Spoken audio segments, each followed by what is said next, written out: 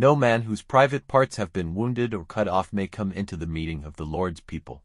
One whose father and mother are not married may not come into the meeting of the Lord's people, or any of his family to the 10th generation. No Ammonite or Moabite or any of their people to the 10th generation may come into the meeting of the Lord's people, because they gave you no bread or water on your way, when you came out of Egypt, and they got Balaam, the son of Beor, from Pethor in Aram Naharaim to put curses on you. But the Lord your God would not give ear to Balaam, but let the curse be changed into a blessing to you because of his love for you. Do nothing for their peace or well-being forever, but have no hate for an Edomite, because he is your brother, or for an Egyptian, for you were living in his land.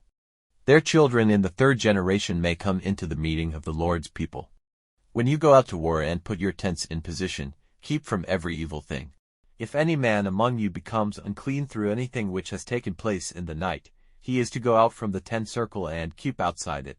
But when evening comes near, let him take a bath, and after sundown he may come back to the tents. Let there be a place outside the tent circle to which you may go, and have among your arms a spade. And when you have been to that place, let that which comes from you be covered up with earth, for the Lord your God is walking among your tents, to keep you safe and to give up into your hands those who are fighting against you. Then let your tents be holy, so that he may see no unclean thing among you, and be turned away from you. Do not give back to his master a servant who has gone in flight from his master and come to you. Let him go on living among you in whatever place is most pleasing to him. Do not be hard on him.